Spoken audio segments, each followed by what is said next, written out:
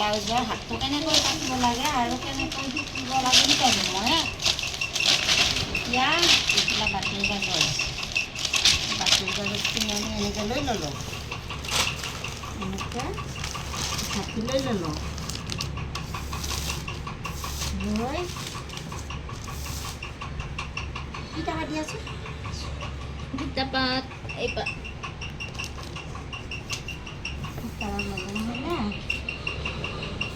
পেঞ্চিলবিলাক শিকাইছোঁ নহয় তোমালোকক। এতিয়া তোমালোকে এতিয়া এনেকৈ ল'বা, বাতৰিখন দুটা জাবব লাগিব দেই। এনেকৈ দুটা জাপ কৰি ল'লোঁ, মই এনেকৈ জুখিলোঁ। এনেকৈ জুখি আমি কিমান ল'লোঁ 16 ইঞ্চি ল'লোঁ। 15 নহয়, হাতত আমি 16 ইঞ্চি ল'ম। কলমটো দিয়াচোন, জুখি ল'লোঁ। এই 16 ইঞ্চি লৈ এই পিচটো আমি কাটি ল'লোঁ এনেকৈ ধুনীয়াকৈ। এই 16 ইঞ্চি সমানে বস্তুটো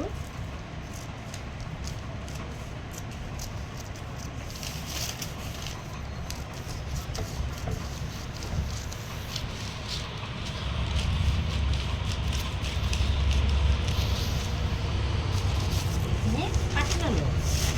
কাটি লৈ আমি ইয়াতে 16 ইঞ্চি লৈছিলোঁ নহয়।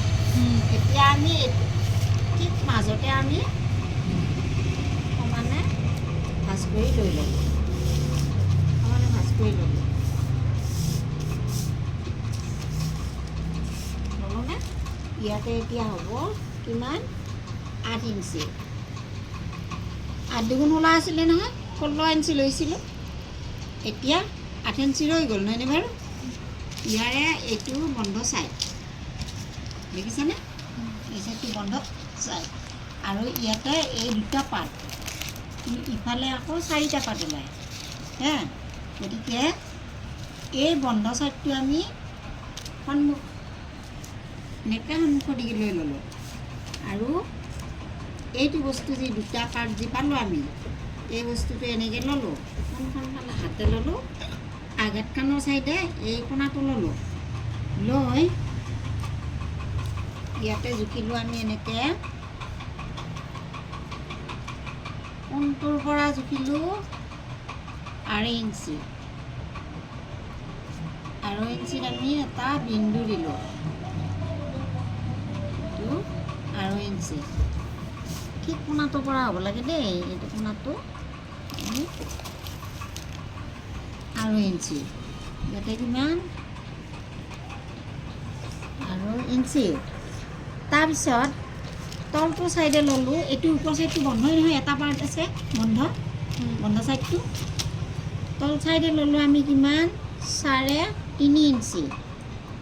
3 ইঞ্চি আৰু আধা, 3.5 ইঞ্চি, আধা ইঞ্চি লৈ ল'লোঁ। লৈ এতিয়া আমি চাবা আকৌ এই বন্ধ চাইডটোৰ পৰা আমি ইয়াতে 6 ইঞ্চি ল'লোঁ।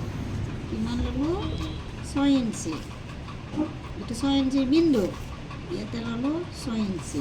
আচ্ছা, এতিয়া চাবা এই 3.5 ইঞ্চিৰ পৰা আমি এনেকৈ গ'লোঁ, গৈ আমি 2.5 ইঞ্চিত এইখিনি গৈ 2.5 ইঞ্চিত লগাই দিলোঁ। দি উঠি আমি আকৌ এনেকৈ গ'লোঁ, যাই আমি একদম কোণালৈ গুচি গ'লোঁ, দেখিছেনে? একদম কোণালৈ গুচি গ'লোঁ আমি। তাৰপিছত এই যে 6 ইঞ্চিৰ বিন্দুটো লৈছিলোঁ, এই 6 ইঞ্চিৰ বিন্দুৰ পৰা আকৌ 3 ইঞ্চিত আমি সংযোগ হ'মগৈ। এনেকৈ গ'লোঁ, গৈ আমি আকৌ 3 ইঞ্চিত বিন্দুত সংযোগ কৰিলোঁ। এতিয়া চাবা